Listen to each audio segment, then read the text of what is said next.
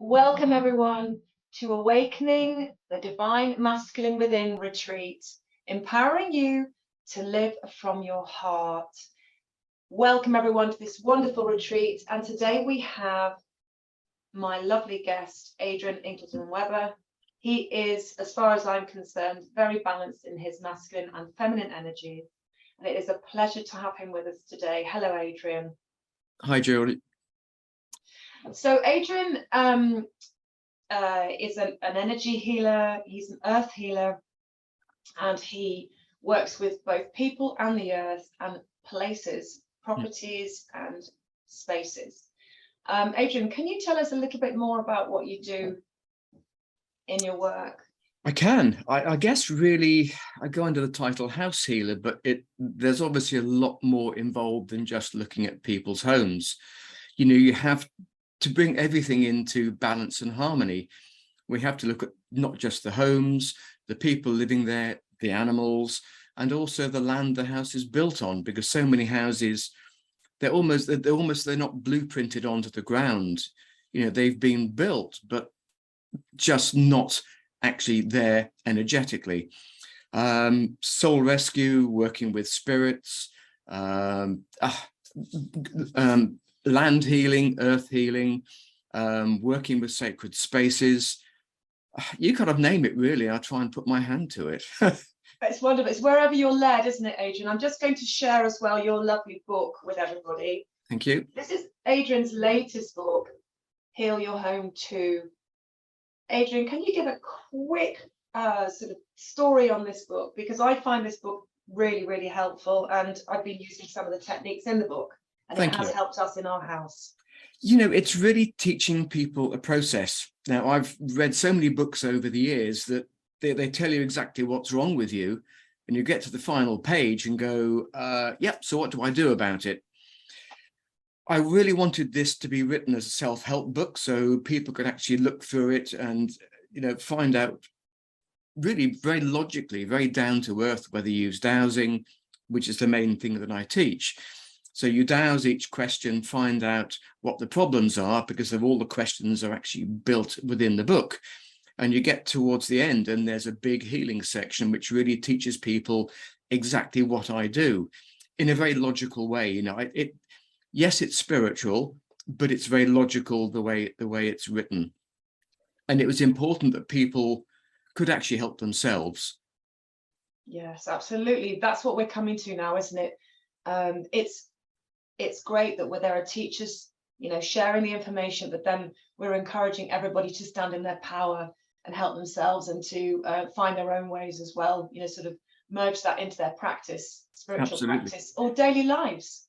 Daily lives in particular. And I think that's the important bit, that even if you just take little sections of the book, you can actually incorporate it into your daily life. But again, in a very grounded, normal sort of way. And that's why I was drawn to you, Adrian, because you are so grounded. And for people, especially people like my husband, who's very earthy, very grounded, very practical, you know, a lot of men are drawn to that. They're not particularly drawn necessarily to the very high frequency souls who come in with this very high vibrational language. So it's nice for chaps to meet spiritual guys like yourself, who are very earthy, very grounded, very real, and who also, you know, have lots of ordinary friends who are not spiritual. Absolutely. Because that, you know, that makes up the tapestry of life, doesn't it? That's what it's about. Yeah, and it is so important that you can connect on so many different levels. You know, the book, it's very difficult, because I never ever thought I'd ever write a book, you know, and suddenly when you start, it just flows. But it's a book that I've written, I suppose, in many ways, almost as though I'm sitting in your living room talking with you. And I don't know quite how I do it. It's the way it naturally happens. But it's in a way that even a businessman who perhaps is not spiritual in any way, shape or form, can actually read the book and get something from it. Yeah, but that's the same with all your teaching and all your, you know, when I've listened to you on stage, you know, when you're talking on stage to an audience, you relate really well to the audience that's in front of you. And that's a gift, isn't it, to be able to do that?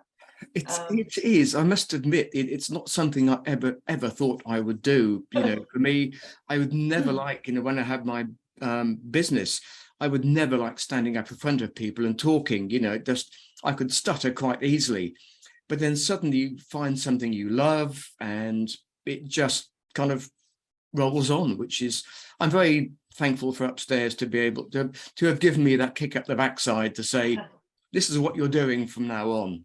Okay. And please do tell us what you used to do, because that story is fascinating as well, and how it then drew you into what you're doing now. Estate agency. I had my own business down in Surrey, in sort of the Guildford Godalming area, and it was incredibly commercial, not in what I would say, not in any way spiritual, but we tended to be a bit like Marjorie Proops, if anybody remembers Marjorie Proops, a bit like an agony aunt.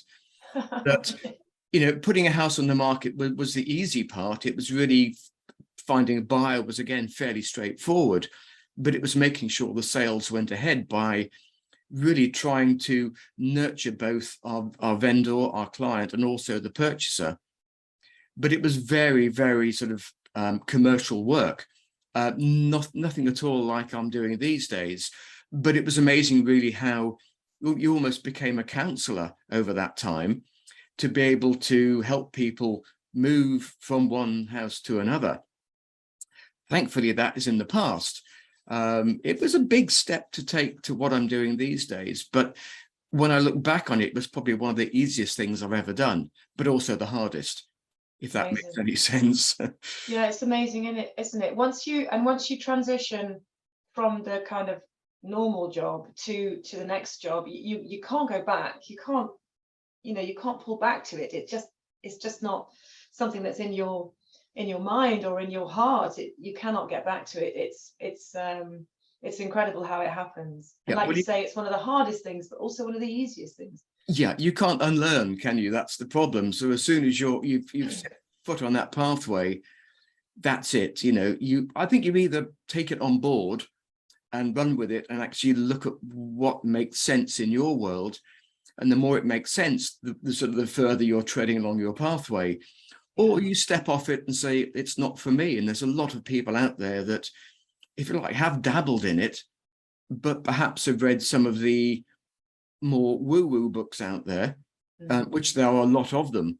And, some I've read and sort of put them down after 7 or 8 pages, because it wasn't practical for the 21st century.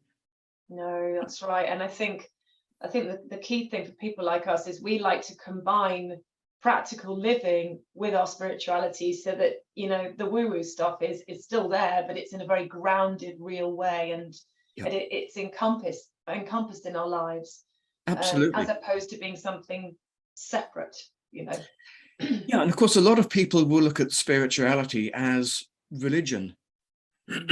So, but of course it kind of is and it isn't.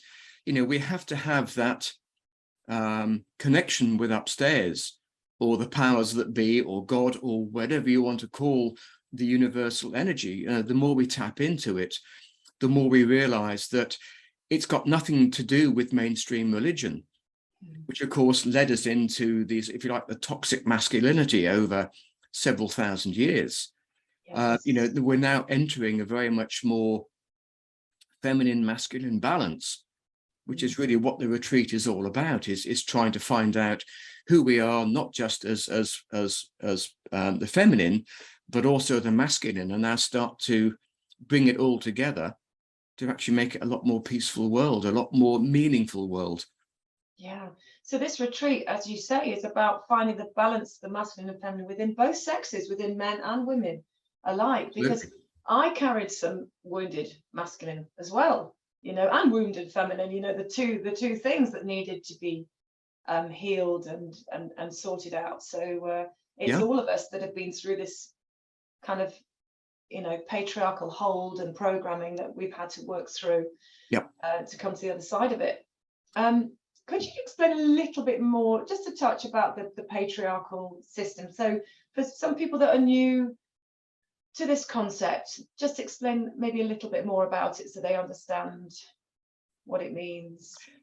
I suppose in many ways we have to slightly blame religion for most of it. I think if we look back, and obviously there are many, many different thoughts about how the pagans lived, but a very peaceful society with both priests and priestesses working in unison for any sacred ceremony that was going on, in particular a place like Avebury, which had the different circles and different ceremonies performed by both the priestesses and the priests.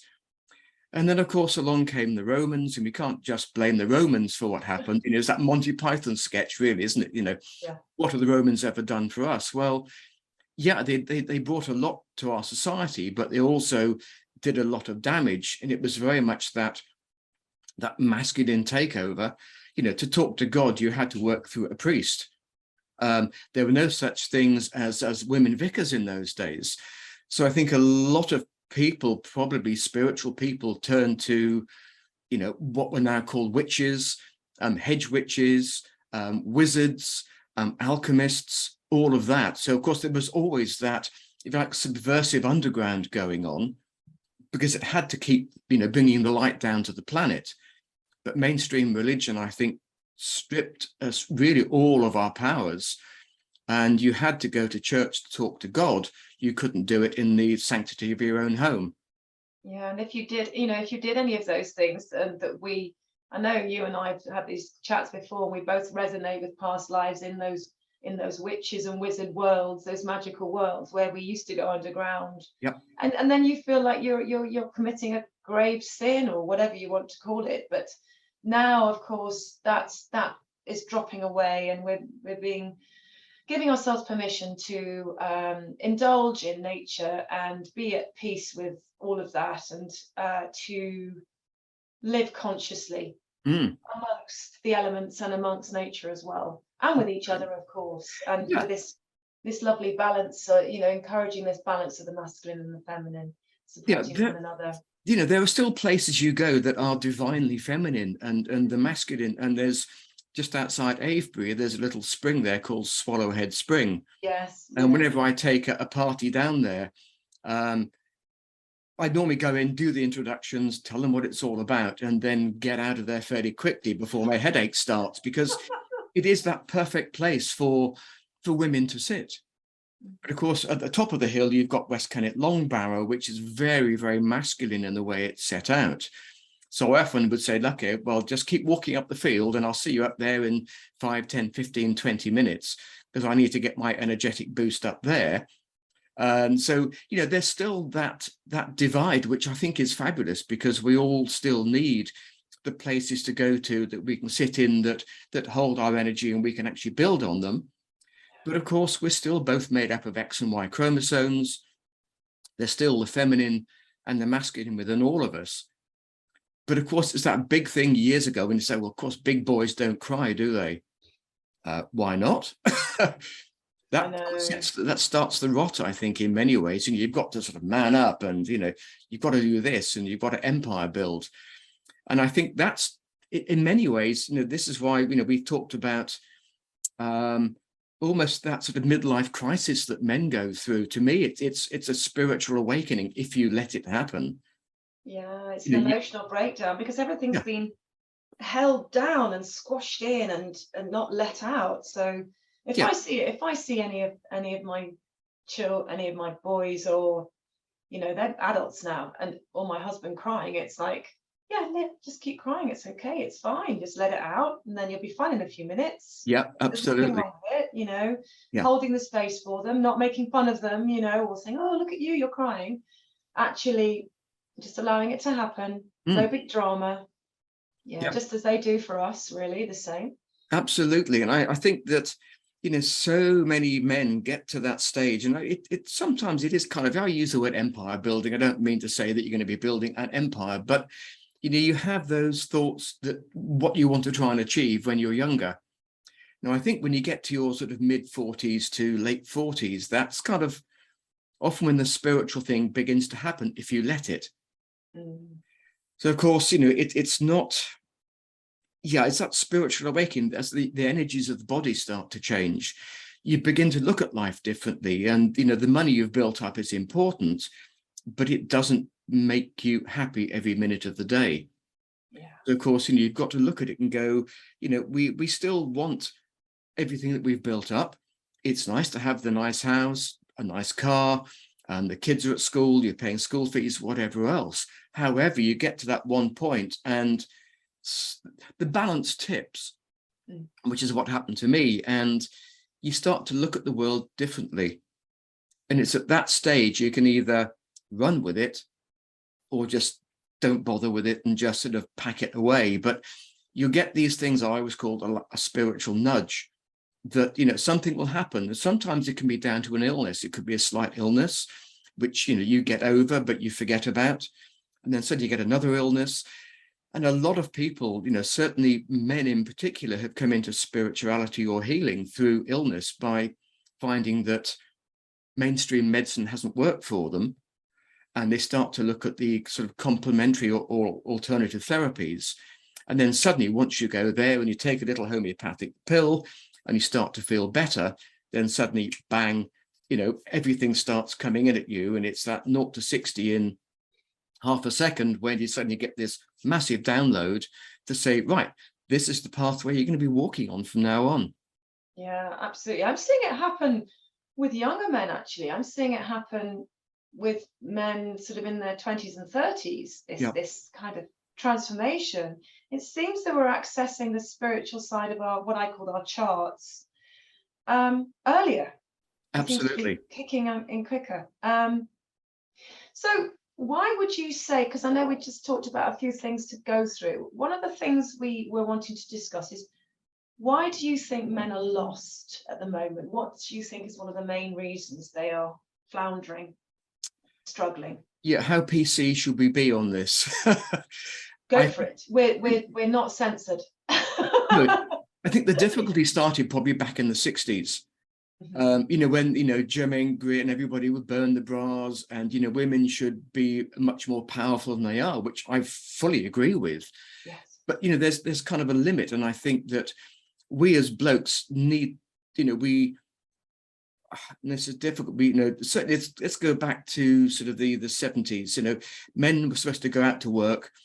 They'd come back, and then suddenly they'd have to look after kids, do the cooking, and do blah blah blah. They had to be everything for everybody at that one stage. And I think also women lost their place as well. My mother was a great stay-at-home mum, and it benefited me massively over my life. My father was the breadwinner. And I think over the years, there are no boundaries anymore. And I think to a certain point, for a lot of people, it's brought a lot of misery and harm to their lives. But I really feel now we're perhaps beginning to get a little bit more of a balance. But I think a lot of men just don't know what it is. And they come back from home tired. They've done their sort of 9 to 5, or probably more likely 7 until 8 these days, 24/7. They get back home, they're tired. The kids want a part of them. Their wife wants a part of them. I just think we just get completely lost energetically as well as physically and mentally. Yeah, I agree. And I think for both sexes, there's been this confusion as to our roles. Absolutely. We do have roles as different sexes. Yep. And if you go back to, like you say, back to the Celtic times, the tribal times, when men and women were equal and respected and honoured in their roles. Yep. Not undermined. Oh, she's just a housewife was not a saying, No. that a mother was held in high respect, a high regard, for that's one of the most difficult jobs. So I think, everything's been undermined. All the roles have been undermined. Yep. And it's a case of now, I feel, everybody accessing those roles within that relationship, the relationships, and discussing that, what is the role? Who is going to do the shopping? Who's going to pick the kids up? Let's find these roles within that work for that particular relationship, because no relationship's the same. No, everybody's absolutely. doing different jobs. Yeah. So finding the roles and establishing that works for them, I think, is really important as well. Yeah, very much. Rather than looking outside of yourself to see, oh, what's everybody else doing, which is what we have been doing, trying to be these super women, super men, and exhausting ourselves in the process. So it brings a lot of pressure to families, doesn't it? Yes, it does. Yeah. And, the life of a busy mum, it's not something that I would ever choose. For me, it was so much easier going to work. Mm. And, you'd come back and what have you been up to today? Shopping, dropping the kids off, picking the kids up, doing this, that. No, my mind doesn't work that way. Yeah, it's interesting, isn't it? Because that, and again, that was underestimated by many people, that the women's role in the family like that. But I think we are coming back to more respect for one another and Absolutely. choosing to use less judgment. No judgment. Let's get rid of the judgment. Let's bring the love in there. Yeah, and there's a good crossover happening. I think it's fine that we, as I say, we need to get down to that level that honesty, I think, is one of the best things that we can have within a relationship. Yeah, absolutely. So one of the other questions we discussed was, what can we do to help you find who you are, or who we are as a person?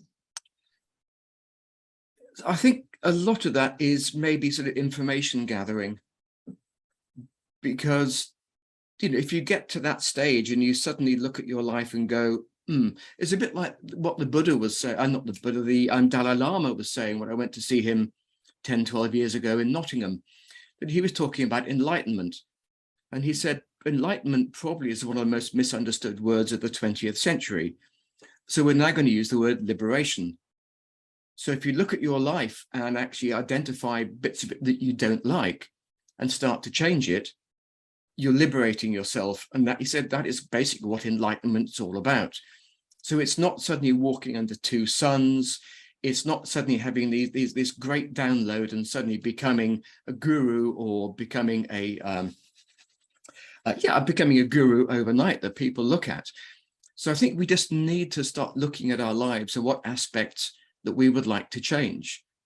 There are many, many self-help books out there that you can start to work on. You maybe start looking at what healing is all about, but not in a woo-woo way. There's a lot of good healers out there that dress normally. They still dress in, a shirt and a pair of jeans, rather than perhaps having to go out and, well, I can't grow any more hair than I've got at the moment, but sort of tie-dye hair or whatever it may be, So there's a lot of, if you like, very down-to-earth people out there who are sort of teaching these courses to help people to identify who they are. Yeah. NLP, it's all helping to really try and restore that inner balance. So if you can actually combine yourself mentally, physically, and spiritually, then I think suddenly that pathway opens up big time. Okay, so honoring each part of yourself. Yep. Yeah. And loving who we are as well. I mean, most people would say, well, I can't do that. I don't like who I am. But of course, we are sort of all imperfectly perfect, or perfectly imperfect, whichever way you want to look at it, Yeah. But, we are the sum of all of our parts, and, we are so unique. There's nobody else that has the same experiences that you do, or me, or, we all see things in very, very different ways. So you need to look at yourself and go, first and foremost, I actually like who I am. And then that can be hard, can't it? Tell me about it. When I first was on this path of self-development, about 20 years ago, saying that to myself was almost what made you want to, I don't know, run away, didn't it? Absolutely. It was a horrible feeling. And then, then you go through it, and it's just like you just peel off the layers, peel off the layers, peel off the layers. And it's just small steps, nothing, this doesn't all happen overnight. Well, it can do if you wanted to, but give yourself permission to just be gentle with this whole process, I think. Absolutely right. It is so difficult. People always say, I'd like to go back to that point and change it. It's a bit like, when we talk about time travel, if you go back and stepped on a butterfly as they were re-emerging, how would that change the world today? And I always say to people when I'm teaching a course or giving a talk that if you went back and changed one thing out of your life, and it means you're not sitting here today spiritually aware, would you go back and change it? And most people say, no, I wouldn't. So we've all made mistakes. And of course, by making mistakes, it's basically who you are today. Hopefully you've learned by the mistakes, and then you can actually incorporate that into, other people's well-being, whether you go and do a Reiki course or any other forms of healing that appeal. Mistakes are part of who we are. And, some of the problems, some of the trials and tribulations we've been through as youngsters moving into our sort of middle to late age can help people when you're talking to them. Yeah, absolutely. And sometimes, we do these courses or learn different modalities, and maybe that's not quite right, but it leads us onto something else that is right. Yep. So I think, don't be afraid. I'm saying this to everybody. Don't be afraid to take steps and do, learn a course or go onto a healing modality. And if it doesn't feel right, it doesn't matter. Just tweak it and go in a different direction. Yep. But it's all about, there's no mistakes. This is all a learning journey, isn't it, at the end of the day? Absolutely. And of course, the thing is, if you went on one of these courses, you don't know who you're going to meet there. No, and right. How your journey then continues. Yes, and as we know, Avery, for the last course that you did at Avery, was very formative for both my husband and myself. Good. In different ways. Good. So, yeah. And that's it. We take information on board in different ways. Some people like Reiki, some people like dowsing, some people like NLP, NLP, tapping. There's many different modalities out there, and just have a go, see what happens. Absolutely. Absolutely. Now, so we've covered a little bit on this question, but how do we clear away the past to help us find our place in the modern world? And you've already mentioned a little bit about, taking on the learnings of the past and not calling them mistakes, but learnings to go forward with them. Can you expand on that? I think the two big things, make sure your mind is open to all these things. I mean, the worst thing is having a closed mind. Yeah, be skeptical. That's fine. That's not a problem, because, it just gives you, it's like a warning. So if somebody says da da da da, you go, or you go, wow, that's really fantastic. Just take your time and just say, is that right for me? The big thing is just to open your heart. If you just open your heart, you have to be a little bit wary, because, an open-hearted person can often get stomped on by somebody who may want to take advantage or just comes up with harmful comments. The big way really was me when I was getting out of my estate agency business, which is probably quite a practical way of looking at things, and doing all my healing stuff. I'd been working with a palmist for many years anyway, and a couple of good mediums who were all saying, well, this is what's going to happen, but you'll know it when the time's right. Okay. So when I started to do all the healing work, everybody that I knew, solicitors, estate agents, surveyors, all looked at me as though I was having a nervous breakdown.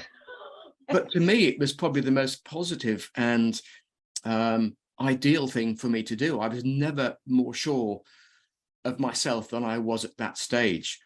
And leaving a commercial business behind, literally on day one, starting doing my healing work, I lost a lot of friends along the way. They just couldn't understand, and to a certain point wouldn't understand, because if they took on board what I was doing, it's that little chink of light that suddenly comes into their life and they go, perhaps he was right. And suddenly they start to change their life. And a lot of people just don't want to. So it's kind of embracing really your own truth, I think, in many ways. Just to say, really what makes your heart sing. Yeah, absolutely. And not being afraid to shine your light. It might be too bright for some people, but other people are going to be drawn to it, and you are going to be able to help them. Absolutely. So, and of course, as we know, friendship basis will change big time. Yeah. It's not going to be a page turner or a chapter finishing. It's going to be a whole new book starting. Yeah. And you will bring some people with you, but yeah.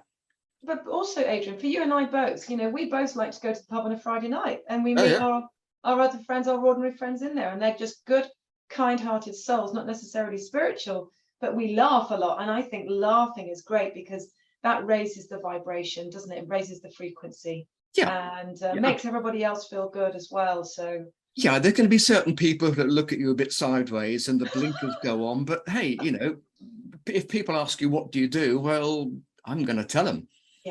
And likewise. It's amazing how many people, and a bit later on, will sneak and say, I've got a problem with my house, or I've got a problem with my son or my daughter, or anybody, can you do some work? Yeah, of course I can. But you won't tell anybody, will you? Oh, no, of course not. It's confidential. Of course. So you do have these people that, don't want, they kind of hide their light under a bushel, I think is the old expression. But they'll suddenly pick out and go, I think I need your help. Yeah. And then from then, who knows where it goes. But yeah, from the results that, like you say, from the results that happen from whatever healing or energy has been cleared. Yeah. And I think, as you rightly say, we have a foot in both camps. We can be in what I call the normal world, which is my world, the spiritual world. We can also have a foot in the physical world, which is everybody else's life. And I think it's lovely to be able to combine the two, because you will suddenly, as you say, shine a light, and somebody will go, "That's what I've been looking for all of my life." Yeah. And it just, with the attitude that we have, I think it just lifts everybody anyway. We don't need to start talking about spiritual things necessarily, but just the attitude lifts them and helps them to see a different picture of life as well. Absolutely. Yeah. So, just trying to see. Now you have a lovely free gift for us, don't you, Adrian? I do. For everybody, so that after the interview, there'll be a button for you to press, and you can access this free gift from Adrian. Yeah. So, Adrian, can you just tell us a little bit about the free gift that you have? Yeah. What I'm going to hope to do, I've got, if you like, a healing at cellular level that I'll hope to record rather than just have it on a bit of paper that you can download. So it's important when you do a meditation that if you like a guided meditation, people can actually sit and perhaps listen to it rather than read it. So that will be one. And the other one will be what I call an ultrafine mesh net of light and love. Now, it's a bit like a trawler net that you can use, and it doesn't matter whether you can't visualize it, you don't believe in it. By just asking it to happen, it will happen naturally. And it's something that you can use to clear yourself, your animals, if you suddenly find one of your animals is acting out of character, and you can also work on your house at the same time. And I will put the invocation in it when you've clicked on the link, so it will come through. And as you pull this trawler net through the house, you ask for this invocation, basically clearing all the detrimental and inappropriate energies away from not just yourself, the house, and your animals. And then once you get to the end of the house, it gets taken up to the light and disposed of in an appropriate way. It's a very simple way of doing a healing. It's very uncomplicated. It's just a nice, gentle way of keeping your house clear. So there'll be the two that you can. Oh, that's lovely. Thank you, Adrian. And I know in a moment you're going to do that activation for us with the net of light. Yep. I just want to say about this technique, because I get to hear lots of different techniques. And for me, I'm a very simple soul. I'm very practical, very grounded, and I need things that are easy to use and can fit in easily with my daily life. And the net of light I've been using since we last spoke, and it really has made a difference to my home, my animals, and the people living in the home. So just to say, everybody, this does work, and it's incredible. It's a simple tool, but it's really incredible. Yep. And very powerful. Yeah, and you can use it really wherever you go. If you're in a business meeting and it's getting heated, you can do that, because you just use the words as appropriate. You're not forcing healing on anybody, but what you're basically doing. And if I'm teaching in a village hall, I always clear the village hall before I go in there, because you just never know what's gone on. Yeah. So yeah, you can use it really wherever you feel a little bit fearful. Just use the ultrafine mesh net of light and love, and that will help. Oh, thank you so much. So, Adrian, now I know you've got some courses coming up in the spring. Yep. Physical ones and online ones. And if people want to know about these courses, if they go onto your website, and it's www.dowsingspirits.co. Is it Dowsing Spirits? Yeah, DOWSING. Spirits. Yep. Spirits. Yep. .co.uk. There will be a link to this under the interview if you don't remember what it is. And on the website, Adrian's got a click link where you can join the newsletter, and then the newsletter will give all the events that are happening in the future. So you won't miss out. You'll be able to get them all there. Is that right, Adrian? Do you want to just share a couple of the things that are happening next spring? There will be, as we had last year, it was called Earth Energies Reignited. Now, I'm not sure whether it would have the same title or not. We're looking, probably, it's going to be a weekend, probably just outside Avebury as it was beforehand. But again, we're going to be mixing, I think this time, the divine feminine and the divine masculine. So I remember you saying when we chatted a couple of weeks ago that when you saw everybody on stage, it was all blokes, you know, chatting away. Yeah. This time there will be a lady there helping or teaching how to make up essences, and we'll be able to actually have an essence to take back with us after the weekend. I'm hoping a lady that's going to come through talking about the connectivity of trees and elementals, the mycelium network, basically how everything is connected under the earth. I will be doing something, I'm not quite sure what yet. It may be building stone circles or working with the Vesica Pisces. So it's going to be quite an interesting practical weekend coming up. There will be Heal Your Home courses, probably 3 lots of weekends, stretched over probably a 3 to 4 month period, teaching people exactly what I do, working through the whole of the checklist and doing healings each step along the way. And I'm also, for the people who don't necessarily want to become practitioners, it'll be like a 1.5-day course. So we'll be going through probably 10 to 12 of the most pertinent detrimental questions that I normally find when I'm working with clients on the one day. And then on the Sunday, probably Sunday morning, we'll be doing a complete healing of all of that. So that'll be like a 1.5-day course coming up probably once every couple of months. So there's quite a lot happening. We also want to try and do some filming and do some online courses as well for people. So wonderful. Busy time coming up. Yes, but it'd be so great for everybody to see your work and learn new techniques and gain this knowledge, because it's profound knowledge, and it has really helped me in my life, Adrian. So good, thank you, we'll Georgie. set up both with our own farm and the house, and also practically from a personal point of view with, you know, when you're working online with people and things like that. So very grateful for your knowledge. Thank you so much. Pleasure. And so I try and make it as logical and as down to earth as I possibly can, so that when I say that everybody can understand, hoping that's the case. Yeah, absolutely. Thank you. Looking forward to doing those things with you next year. Excellent. So are you ready to do the activation for us? I am. That would be wonderful. Indeed. So everybody, if you would just like to make sure you've got your feet flat on the ground, maybe take your shoes off. I always take my shoes off. And just relax. Take it away, Adrian. Okay. And it's as you relax, it's nice to be able to have your eyes closed. It doesn't have to be that way, but it's nice just to relax. Take a couple of nice deep breaths.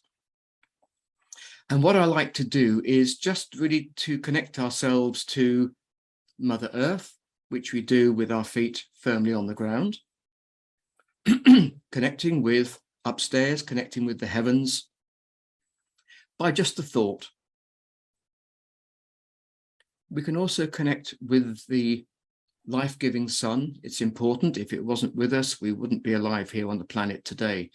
So I just picture that linking in with our solar plexus chakra, and then the divine energies from the moon. So we're connecting really with Mother Earth. We're connecting with the divine energies above. We're also connecting with the divine feminine of the moon, and to me, the masculine of the sun.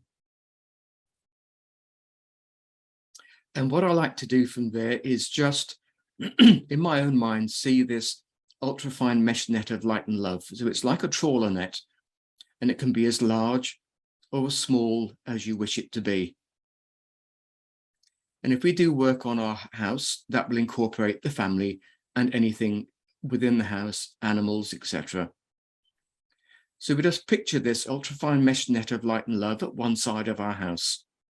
above the house, either side of the house, and below ground, as far as it needs to stretch to carry out a perfect healing for us. And then we just ask this ultrafine mesh net of light and love to be pulled through the house, and as it does, it's picking up on all the detrimental and inappropriate energy patterns that are there. Whether it's any spirits in the house, whether anything attached to us and our animals, clearing out all the emotional junk that's built up over many years. Anybody that's been in the house would have left an essence of themselves behind. So we're just doing a complete cleanse, seeing it move through, picking up all the junk in the house. As it moves through, it goes through the final wall, and as it does, you ask that it's taken up into the universe and disposed of in an appropriate fashion. And then we just flood the house with light and with love, filling it entirely with this divine white light, leaving the house, the family, and the pets in peace, balance, and harmony. And then when you're ready, you just open your eyes and just see how the house feels. Because it's often very interesting when I've done this in my courses, how the rooms suddenly become sharper. Yeah. It's a bit like people who wear glasses, suddenly putting your glasses back on and the whole room comes into focus. It can often happen that way when you do this, the ultrafine mesh net of light and love. That is such a beautiful technique, and it's so simple, and anybody can do it, of course. It has to be simple, let's not complicate things. Yeah, absolutely. And if you're saying it from your heart, then it's pure. Absolutely. Yeah. Adrian, is there anything else you'd like to add today? I don't think so, Georgie. I think there's just really with the website, there's a lot of information on there about geopathic stress. So it's things that ail us. So, it's have a look. There's just a lot of good information. There's a store on there. There's obviously my book for sale. But generally, it's really trying to show people that they don't need to suffer in silence. And it can be the emotional build-up in people's houses, the emotional build-up within us as well, just needs clearing. So it's a very simple, easy, nice, straightforward process to teach. Oh, wonderful. Thank you so much for today. And thank you for pleasure. sharing all that with us. Really, really grateful to you for that. A pleasure. Let me just add, everybody, that Adrian is the sort of chap that does walk his dog and go for a pint at the pub. So if any of you chaps are out there and you're wondering whether you want to indulge or look into your spiritual part of your life, then you can still be normal and do it. You can still combine it all. I mean, that's the great thing. We Exactly. don't have, it doesn't have to be one or the other. It can be both. Yeah, exactly. Perfect. Thank you so much. Thank you, Georgie. Thank you, Adrian. Thank you, everybody, for watching, and looking forward to seeing you next time. Bye for now. Thank you again. Lots of love.